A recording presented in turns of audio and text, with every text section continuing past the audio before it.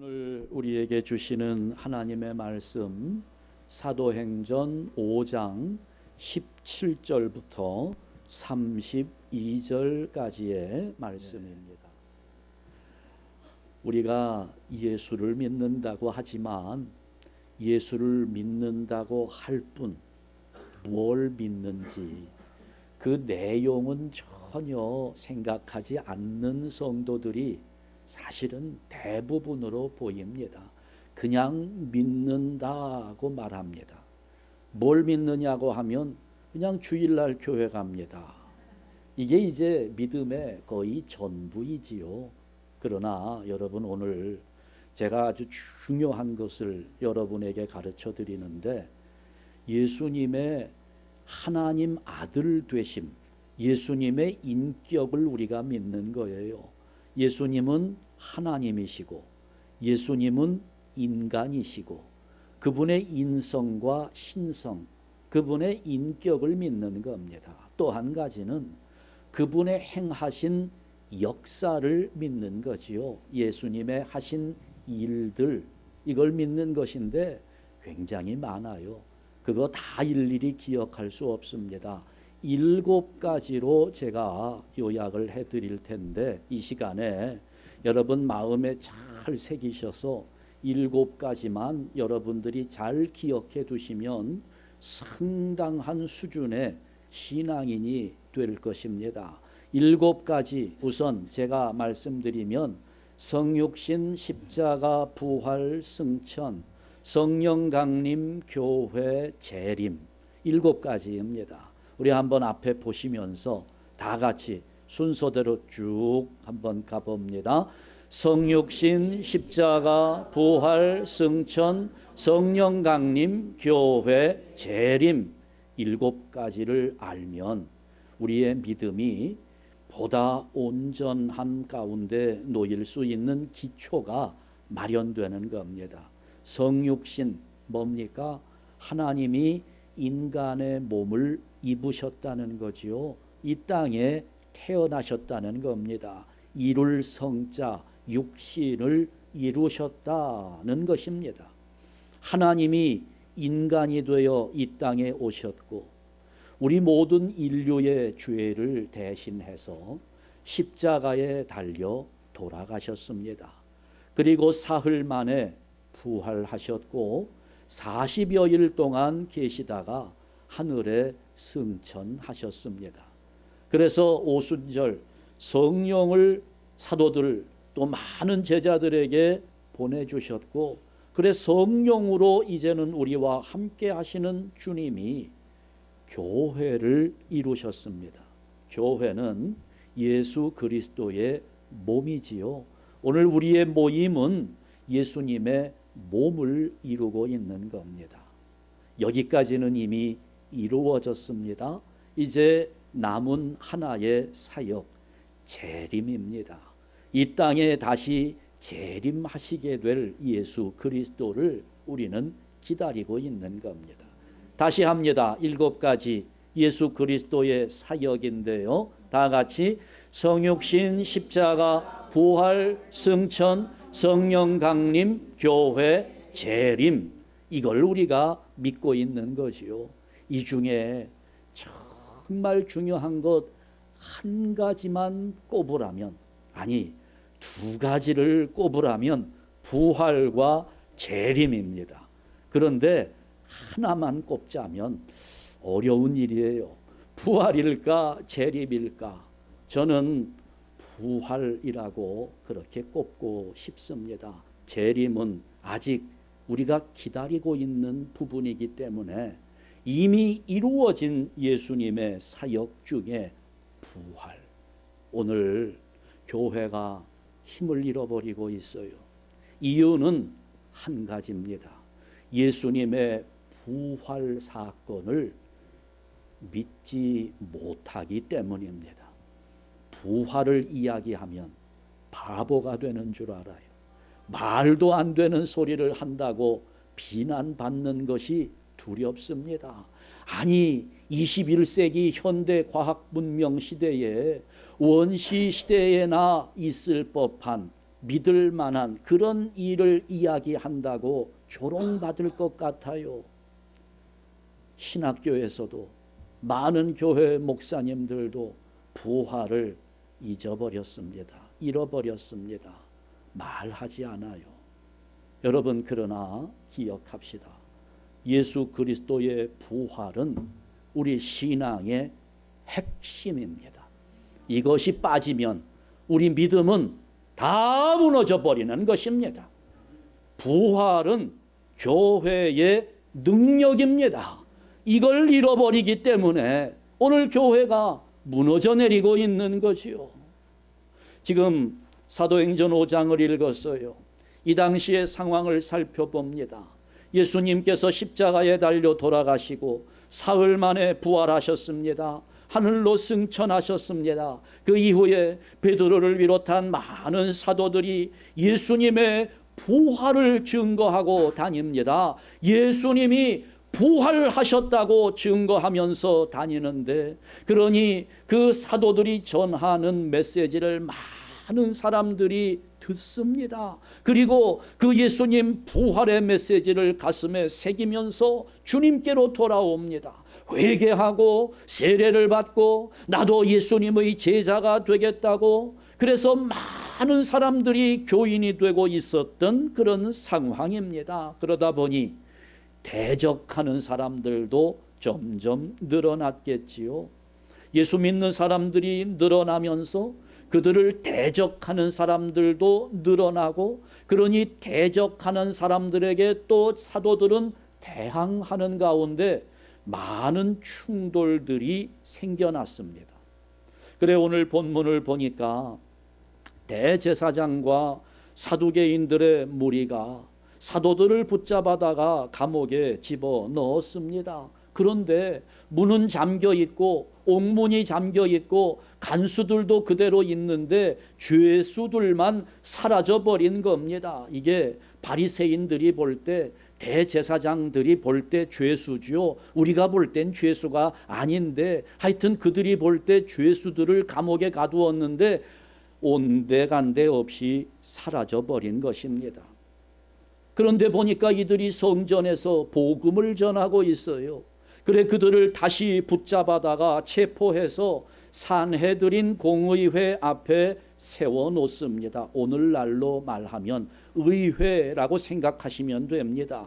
오늘은 의회와 사법, 재판, 법원이 나뉘어져 있지만 이 당시에는 의회, 국회의원 같은 사람들이 재판까지 다 하고 그러던 시절입니다. 거기 앞에 산헤드린 공의회 앞에 세워놓고 사도들을 협박하는 모습이 오늘 본문의 내용입니다. 그러니 자, 지금 유대인의 입장에서 볼 때 탈옥수들이 다시 잡혀온 겁니다. 어젯밤에 집단으로 탈옥을 했어요. 그 죄수들이 이른 새벽부터 성전에서 백성들에게 주님이 부활하셨다고 복음을 전하는 소식이 들려오니까 수장이었던 가야바라는 사람, 대제사장입니다. 이 사람이 산회드린 공의회 의장입니다. 이 사람의 위치를 오늘날로 생각하면 어느 정도가 될까 생각해 보니까 하여튼 일단 산회드린 공의회 의장이니까 국회의장쯤 되는 사람이에요. 국회의장인데 또 종교적인 면에서도 최고의 자리에 앉아 있는 사람이지요. 아마 캐톨릭으로 생각을 하면 교황 정도 되는 사람입니다. 그 정도 권한을 가진 사람이에요. 이 가야바가 보니 이게 가만히 있을 수가 없는 일이지요. 아니 저 사도들이라고 하는 사람들, 배운 것도 없고 돈이 많은 것도 아니고 어떤 사회적 명예를 가진 것도 아닌 사람들, 이런 사람들이 그저 한낱 예수라고 하는, 얼마 전에 십자가에 사형당해 죽은 예수라고 하는 사람의 제자에 불과한 떠돌이 같은 이런 사람들이 지금 이렇게 탈옥해서 방자한 일을 저지르고 있다는 소식을 들으니 이게 분노가 치밀어 오르는 겁니다. 자, 다시 한번 상황을 정리하지요. 사실은 사도행전 3장의 사건부터 계속 이어지고 있는 겁니다. 우리는 지난 2주간에 걸쳐서 사도행전 3장 성전 미문에 앉아 있었던 태어난 지 40년이 되었지만 한 번도 걸어보지 못했던 사람을 일으켜 세운 베드로와 요한의 기적 사건을 함께 나누었습니다. 엄청난 기적이 일어났지요. 걷지 못하는 사람을 걷게 만들었어요. 그러니 그러지 않아도 많은 사람들이 교인이 되겠다고 세례를 받고 나도 제자가 되겠다고 하는 판에 이런 기적이 일어나니까 그 성전 미문에 앉아 있는 사람을 모르는 유대인이 거의 없어요. 성전을 드나드는 사람은 늘 그 사람을 보았습니다. 그런데 그 사람이 걷지 못하던 사람이 지금 걷고 뛰고 하나님을 찬송하면서 이제는 성전 안에 들어가거든요. 가뜩이나 예수 믿는 사람들이 늘어나고 있던 판에 엄청난 부흥의 역사가 일어나는 겁니다. 백성들이 열화와 같이 베드로를 따르고 요한을 따르고 베드로 그림자라도 한번 나에게 덮였으면 하는 마음을 가지면서 사람들이 따라다닌다는 소문이 들렸어요. 자, 그런데 이 가야바가 누구예요? 말씀드린 바와 같이 사내들인 공의회의 의장이고 대제사장이고 이 사람이 예수님을 붙잡아다가 심판해서 십자가에 달려 사형 선고를 받도록 빌라도에게 넘겨주었던 사람입니다. 아주 권세가 엄청난 사람이지요. 천하를 호령할 수 있는 그런 사람. 이 사람이 당장 이 사도들을 붙잡아 오도록 명령하는 겁니다. 아니 그까지 예수라는 사람도 붙잡아다가 사형을 시켰는데 그를 따르는 제자들 대부분 어부들이었던 그런 사람들인데 이런 사람들 붙잡아다가 재판에 넘기는 것 가야바에게는 아무 일도 아니지요. 자, 가야바가 자리에 앉아 있습니다. 재판 자리가 만들어지는 겁니다. 그 옆으로는 높은 관원들, 많은 장로들, 서기관들, 그야말로 진짜 떵떵거리는 사람들이 쫙 앉아 있어요. 그 가야바의 장인 안나스도 앉아 있고요. 온 문중의 사람들이 다 도열했어요. 웅장함을 과시합니다. 누구라도 그 앞에 서면 기가 죽을 수밖에 없는 상황인데 거기에 지금 사도들이 붙잡혀 온 겁니다. 그 재판정에 서 있는 이 사도들의 모습 정말 초라하기 짝이 없습니다. 엄청난 권세 앞에 마치 물에 빠졌다가 살아나온 생쥐와 같은 모습으로 사도들이 지금 초라하게 서 있는 겁니다.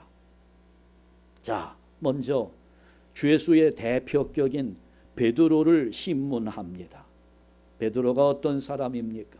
불과 2달 전만 해도 여종 앞에서 예수님을 모른다고 부인하고 도망쳤던 겁쟁이였습니다. 너도 예수와 한 패지라고 하는 말을 들으면서 나는 모른다라고 했던 비겁한 사람이었어요. 여종이 지적할 때에도 두려워서 자기를 숨겼던 사람인데 지금 가야바 재판정에서 이게 일성이 나오는 겁니다. 아주 불호령이 떨어지는 거지요. 4장 7절 오늘 우리가 읽지는 않았습니다. 4장 7절 말씀에 보면 여기에서 이제 가야바가 이야기하는 거예요. 너희가 무슨 권세와 누구의 이름으로 이 일을 행하였느냐? 니들이 도대체 뭐길래 이런 엄청난 일들을 행하며 많은 사람들을 미혹하고 있느냐는 신문입니다. 그렇게 물어봤더니 누구의 이름으로 했느냐? 여종이 예수님과 한패라고 지적할 때 나는 예수님을 모른다고 부인했던 베드로가 재판장이 이렇게 묻고 있는데 그 베드로가 성령이 충만해서 대답을 합니다. 4장 8절과 10절 말씀에 보면 백성의 관리들과 장로들아 너희가 십자가에 못 박고 하나님이 죽은 자 가운데서 살리신 나사렛 예수 그리스도의 이름으로 이 사람이 건강하게 되어 너희 앞에 섰느니라. 나사렛 예수 그리스도의 이름으로. 지금 베드로는 완전히 사람이 달라졌지요. 당당해졌습니다. 이게 얼마나 놀라운 일인가요? 2달 만에 사람이 이렇게 완전히 바뀐 겁니다. 두려움에 떨던 비겁한 겁쟁이들이 이렇게 무서운 재판정에서 당당하게 말할 수 있다니, 지금 베드로에게는 엄청난 용기가 생겨났습니다. 그러면서 베드로는 지금 그 재판장, 대제사장 앞에서 베드로가 설교를 해요. 재판장, 대제사장을 베드로가 가르치는 겁니다. 4장 11절 12절 말씀을 보면, 자, 이 예수는 누구냐? 건축자들의 버린 돌로서 집 모퉁이에 머릿돌이 되었느니라. 다른 이로서는 구원을 받을 수 없나니 천하 사람 중에 구원을 받을 만한 다른 이름을 우리에게 주신 일이 없음이라. 예수 그리스도의 이름만이 생명이고 예수를 믿어야만 구원을 받을 수 있다고 지금 종교 최고 지도자 앞에서 베드로가 한 수 가르치고 있는 겁니다. 이게 이제 사도행전 4장에서 일어났던 사건이에요. 사도행전 3장에서 일어난 기적 사건 때문에 4장에서 재판 사건이 일어났어요. 베드로가 한 수 가르쳐 주었습니다. 자, 재판장을 비롯해서 그 권세 있는 자들이 할 말을 잃었어요. 고요할 뿐입니다. 이 재판의 자리에서 주로 누가 호통을 칠까요? 네, 요즘은 죄수들도 호통치는 사람들이 꽤 많이 늘었더라고요. 자기 죄를 감추면서 증거가 없다고 뻔뻔스럽게 큰 소리 치는 사람들도 있지요. 그러나 이건 다릅니다. 자기 죄를 부인하지 않아요. 자기가 고소당하는 일을 부인하지 않습니다. 그냥 나는 할 일을 했다고 당당하게 서 있는데 그걸 재판관들이 꾸짖을 수가 없는 거예요. 재판관들이 기가 죽어 있습니다. 죄수들이 의기양양합니다. 당당한 거예요. 그러면서 오늘 사도행전 5장에 들어오는 거지요. 이 재판관들이 다시 이 사도들을 잡아온 거예요. 문초합니다. 그런데 마땅히 덮을 씌울 죄목은 없습니다. 또 지난 밤에 집단 탈옥한 사건도 이게 신기하기만 합니다. 아니 어떻게 문이 잠겨 있는데 간수들도 있는데 사람을 넣어놨는데 그 사람들이 없어진 거예요. 이런 신출귀몰한 일을 바라보면서 이 사람들은 신기할 따름이지요. 그러니 지금 재판을 하고는 있지만 재판하고 있는 사람들이 두려워지기 시작했어요. 그냥 한번 협박만 하고 다시 놔주는데 오늘 본문 28절입니다.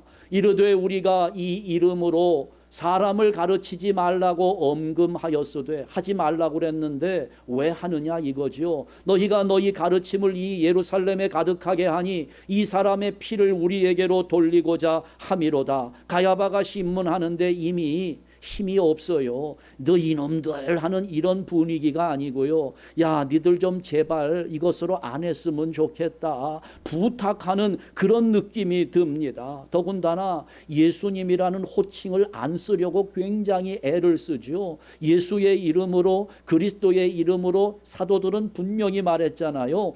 예수 그리스도, 너희가 십자가에 매달아 죽게 한 예수 그리스도의 이름으로 했다고 대답하는데 대제사장은 예수의 이름을 언급하지 않아요. 이 이름으로, 이 사람의 피를. 자신이 없는 겁니다. 그냥 자기들 책임이 아니라고 그렇게 모면하려고 하는데 급급할 뿐이지요. 반대로 사도들은 예수님을 신문하던 그 법정입니다. 거기에서 지금 당당하게 서서 의연하고 조리 있게 그렇게 변론하고 있어요. 죄수의 신분이지만 오히려 재판관들에게 큰 소리를 치면서 선포합니다. 야, 너희들 이제 이 이름으로 말하지 마라. 그랬더니 29절 말씀에 뭐라고 이야기합니까? 베드로와 사도들이 대답하여 이르되, 다 같이 사람보다 하나님께 순종하는 것이 마땅하니라. 아멘. 여러분, 이거 우리 마음에 새겨져야 될 구절입니다. 누구 앞에 순종하겠느냐는 거예요. 여러분, 이 말씀 얼마나 귀한지 몰라요. 사람보다 하나님께 순종하는 것이 마땅하니라. 오늘 우리를 핍박하는 세상의 권력 앞에서 진리 되시는 하나님에게만 순종할 수 있는가 하는 부분입니다. 저는 사실 두려워요. 여러분이 저를 위해 기도해 주셔야 됩니다. 동성연애에 대해서 죄라고 말하면 이제 붙잡혀 갑니다. 구속됩니다. 제가 오늘 설교 끝나고 구속될지 몰라요. 누군가 가서 고소하면, 고발하면 저는 법의 처벌을 받을 수 있습니다. 여러분, 그러나 그런 세상의 법 앞에서 권력을 가진 세상의 법을 따를 것인가, 하나님의 말씀을 따를 것인가? 여러분, 제가 어떤 목사가 되어야 하겠습니까? 예, 여러분이 기도해 주셔야 되는 겁니다. 우리 교회 담임 목사가 세상의 법 앞에 두려움에 떨지 않도록 담대하게 하나님의 말씀을 증거할 수 있도록 여러분들이 기도해 주셔야 되는 거예요. 그 권력뿐만 아닙니다. 여러분, 세상에 우리를 미혹하는 일들이 얼마나 많습니까? 나를 유혹하는 그 세상의 유혹 앞에서 그 유혹의 달콤함에 빠지지 않고 하나님만 바라볼 수 있느냐 하는 질문을 우리 스스로 해야 되는 거예요. 100만 불을 준다고 하는 사람이 있을 때 100만 불을 받기 위해서 그를 따라갈 것인가? 부활주일이니 예배하는 이 자리에 나올 것인가? 참 어리석은 질문을 제가 하고 있지요. 뻔한 답인데 저도 아마 거기 갈 것 같아요. 제 마음이 그래요. 돈에 대한 우리의 욕심을 억제할 길이 별로 없습니다. 저는 그러나 그럼에도 불구하고 우리 한샘교회 성도들은 100만 불 없어도 됩니다. 하나님을 예배하겠습니다 하는 성도들 되기를 축원합니다. 우리가 그 용기를 가져야 되는 거예요. 지금 베드로는 그걸 말합니다.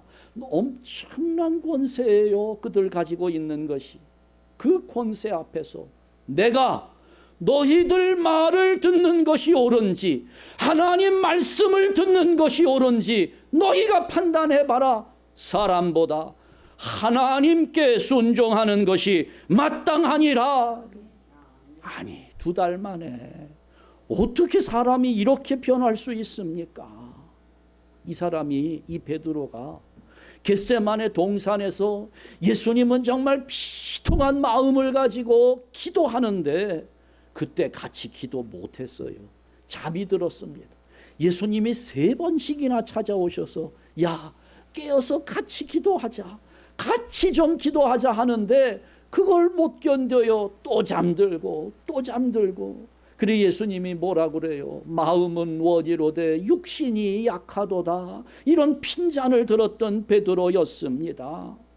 지금 자기가 여기서 재판을 받고 있지요. 그 재판을 받고 있는 자리에서 얼마 떨어지지 않은 자리에서 여종이 예수님과 한패라고 했을 때 나는 아니라고 모른다고 부인하며 도망쳤던 그런 사람이에요. 그랬다가 닭이 울면서 가슴을 치며 통곡했던 사람이었잖아요. 그런데 그 베드로가 지금은 달라져 있어요. 완전히 달라졌습니다. 얼마나 담대하고 용감해졌는지. 어떻게 이렇게 베드로가 변할 수 있을까요? 여러분, 이렇게 사도들이 변화한 이유는 한 가지밖에는 설명할 길이 없습니다. 한 가지예요. 예수님이 부활하신 것을 목격했기 때문입니다. 비겁하고 연약했던 제자들이 이렇게 담대해질 수 있었던 것은 예수님의 부활과 승천을 목격한 제자들의 새로운 신앙이 아니면 도저히 설명 불가한 것입니다. 지금도 동일합니다. 똑같습니다. 우리 주님은 부활하셨습니다. 그래서 우리가 그 예수 그리스도의 부활을 믿으면 그 부활을 믿는 순간부터 우리의 인생은 담대한 믿음으로 변화되는 것입니다. 두려움에서 담대함으로 바뀌어질 수 있는 전환점은 예수 그리스도의 부활을 믿는 것입니다. 그 믿음에서 용기가 생기고 소망이 생기고 하나님의 능력이 나타나는 중에 풍성한 열매가 맺어지는 겁니다. 여러분, 저는 지금까지 베드로가 성전 미문에 있는 안전뱅이를 일으켜 세웠다라고만 생각했어요. 그러나 묵상해보니 안전뱅이를 일으켜 세우기 이전에 베드로는 불완전하고 미숙했던 자기의 믿음을 예수님의 부활로 일으켜 세웠던 겁니다. 믿음이 일어선 거예요. 부활의 믿음이 일어서니까 안전뱅이도 일으켜 세울 수 있는 역사가 나타나게 되었던 것입니다.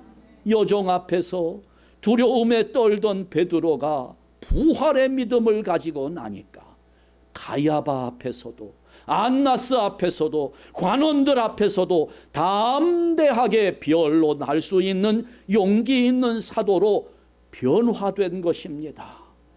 오늘 우리에게 이것이 필요한데, 그런데 문제가 있어요. 뭐가 문제인가요? 안 믿어져요. 아니, 어떻게 죽은 사람이 부활할 수 있느냐고, 말이 되느냐고, 증명해보라고. 여러분, 우리 하나님 앞에 겸손해져야 돼요. 인간의 수준에서 하나님의 수준을 증명할 수 있습니까? 증명 안 돼요. 인간 수준에서는 하나님 수준에서 일어나는 일을 보면서 한 가지밖에 할 수 없어요. 놀라는 일밖에 할 수 없습니다. 그걸 설명해요? 그걸 증명합니까? 불가능해요. 대학에서 수학을 전공하며 공부하는 형님과 누나들이 미분이 아니라 고차원적인 수학 가지고 막 푸는데 사칙연산, 더하기 빼기 곱하기 나누기, 그 다음에 분수까지 공부를 하고 난 초등학교 2학년짜리가 너무 수학의 세계가 신기해요. 이야, 수학이 이렇게 재미있고 이렇게 심오하구나. 자기는 수학을 다 알 것처럼. 그런데 자기 형 누나가 공부하고 있는 수학을 보니까 이게 뭐 로그가 뭔지 시그마가 뭔지 뭐 이런 거 하는데, 아니 말 같지도 않은 소리를 하면서 수학을 한다는 거예요. 이 아이에게 그 대학생 형님 누나가 어떻게 설명을 해주면 그 미분을 이해할 수 있을까요? 불가능합니다. 가능한 것은 이제 이 아이도 성장하고 자라나서 그 수준의 지성을 소유해야만 가능한 거죠. 인간의 수준에서 인간의 상식과 지식으로 하나님의 수준을 어떻게 증명해요? 놀랄 뿐입니다. 놀라고 그 다음에 또 하나 할 수 있는 것은 믿는 일밖에 없는 거예요. 여러분, 믿으시기 바랍니다. 하나님의 일이기 때문이에요. 우리가 하는 게 아닙니다. 인간이 하는 일이 아니에요. 하나님의 역사예요. 그것을 믿으면, 그 부활의 신앙을 가지게 되면 그때부터 베드로와 같은 변화는 내 인생에도 일어나게 되는 것입니다. 부활을 믿으니까요. 베드로가 이렇게 비겁했던 자리에서 부활을 담대하게 증거하는 하늘의 권세자로 바뀌어 있었던 것입니다. 일어난 거예요.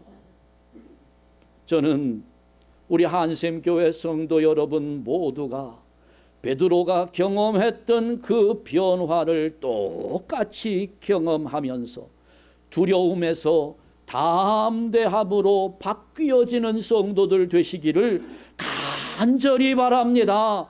이 부활의 계절에 인간의 지식과 상식 능력으로 부활을 논하지 말고 하나님의 역사임을 인정하면서 받아들이고 놀라는 마음으로 믿으면서 감격하고 기뻐하는 성도들 되시기를 주님의 이름으로 축원합니다. 기도하겠습니다.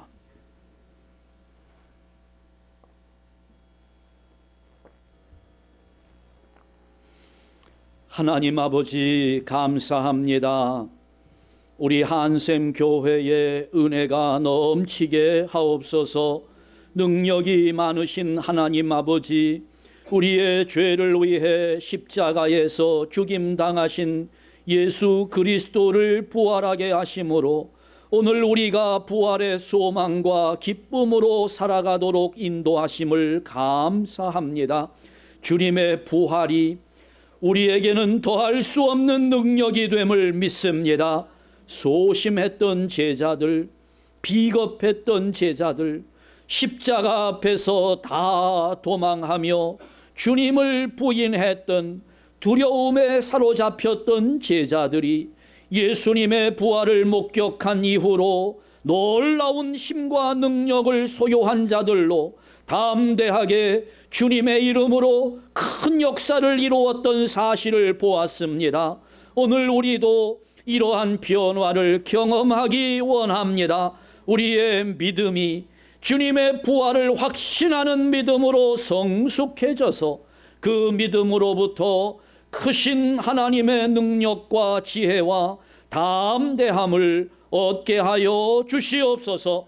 주님의 부활을 자랑스럽게 증거하며 능력을 나타내는 일들이 우리 한샘교회의 성도들을 통하여 많이 나타나게 하여 주옵소서. 부활하셔서 잠자는 자들의 첫 열매가 되신 우리 주 예수 그리스도의 이름으로 기도하옵나이다. 아멘.